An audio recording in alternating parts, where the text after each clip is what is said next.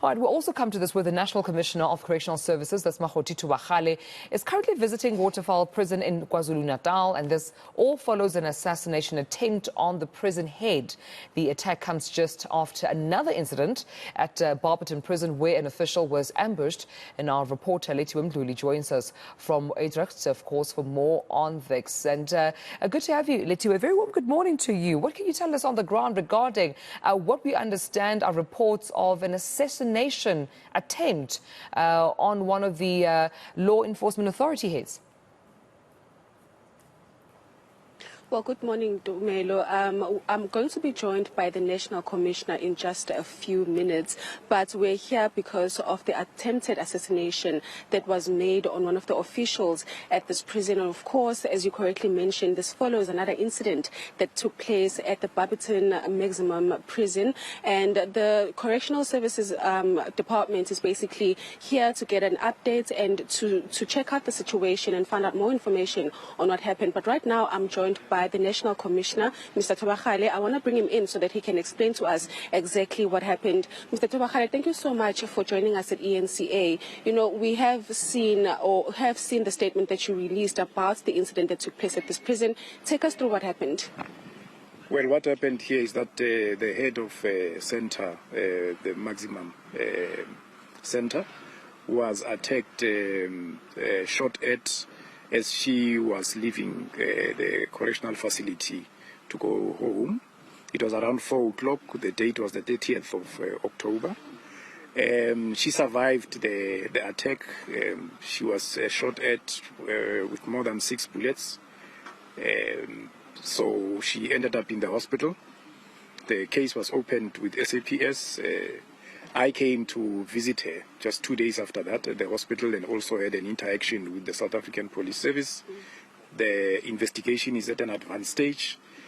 I also then had a discussion with the management of this management area, and they indicated that the incident has actually affected our members a lot. So I then indicated that I will come back. That's why I'm here today, to have a meeting with our members and to also have a meeting with the emergency security team, the EST team, so that we see how we can then get to stabilize the center, because something like this obviously will affect each and every member in their work. What is important is that each and every member of the Department of Correctional Services, when they do their work at whatever level, whether it's guarding services or researching services, they do that on behalf of the department. Now, if they are going to be targeted as individuals, we as a department and we as government needs to respond to that. And that's why we're working with the South African Police Service to ensure that the perpetrators are brought to book. This incident happened within a period of 10 days after we've lost a member in Barberton. He did not survive the attack, you know, also a hail of bullets when he was actually leaving his home, going to work. A very tragic incident, because the first person to arrive at the scene is actually his son.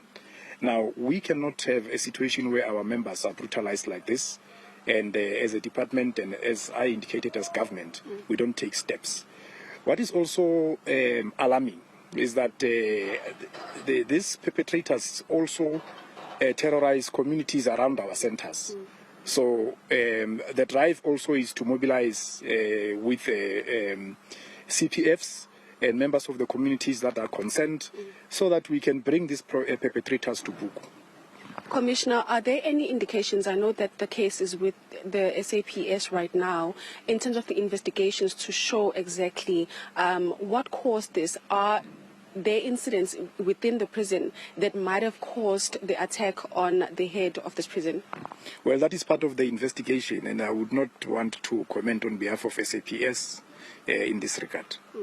And in terms of the incident in Barberton, have the perpetrators been found? The investigations there, the latest with that incident?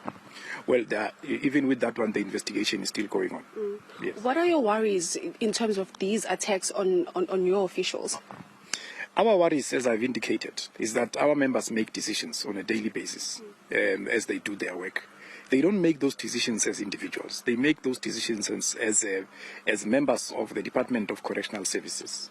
those are decisions of the department, and they cannot be attacked on the basis of those decisions, singled out as individuals when they are doing their work with dedication and commitment. We are committed to cleaning up correctional services. We are committed to ensuring that we do not have contrabands coming into the facilities. We are committed to ensuring that inmates do not fight each other, those types of security incidents. Inmates that do not follow the rules, we make it a point that we discipline them according to the law and the regulations. Now, that space is the space that opens up our members to be vulnerable to responses by this type of inmates. We have some of the inmates belonging to gangs. They come with gang affiliation from outside. So they get sentenced with gang affiliation, and they try to extend those activities in our correctional facilities. We clamp down on those, and we'll continue to do so. Whether we get attacked or not, is our duty. We are going to do that. Commissioner, what is the plan moving forward? Because this is not the first incident, as you mentioned, it's the second one, and you are worried about the officials working in these prisons. What's the plan forward in trying to protect them? Well, we are currently implementing a stabilization plan, and we are working with South African Police Service in implementing that.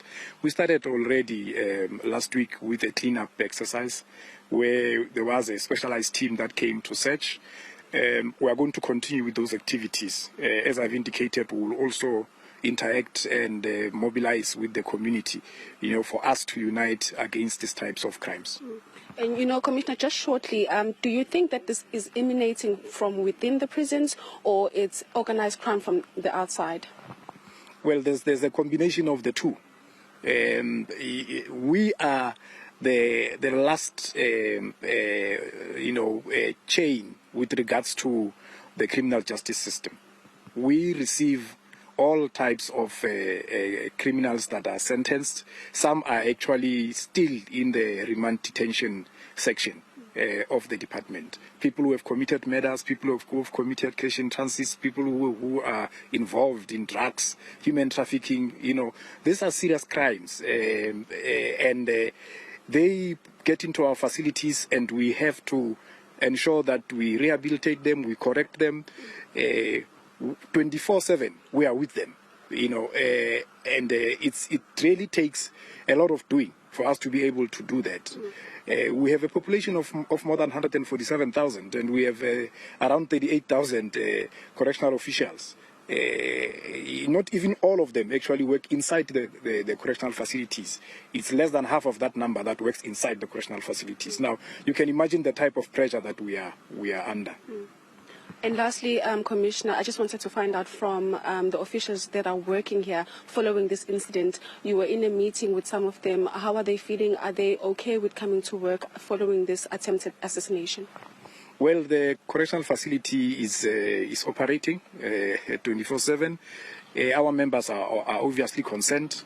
I just received a report from the area commissioner and the regional commissioner on the work that they've been doing to provide that support to members. I'm now going to meet a full complement of the members and hear what their concerns are, broadly but also specifically on the issue of the incident that took place. And beyond that, we'll continue to provide the support. Thank you so much. Thank you.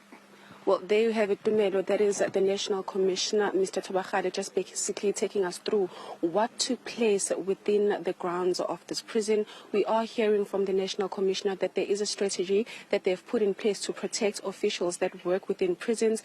What is scary about the situation is that this assassination came, or attempted assassination rather, came just 10 days after the Barberton Maximum Prison assassination, when an official was killed in a brutal manner. So this is the worry from the Department of Correctional Services, and they are saying that they're going to come up with plans to protect their officials. And right now we are hearing that the National Commissioner is going to be meeting with some of the officials from this prison just to have a discussion about their safety.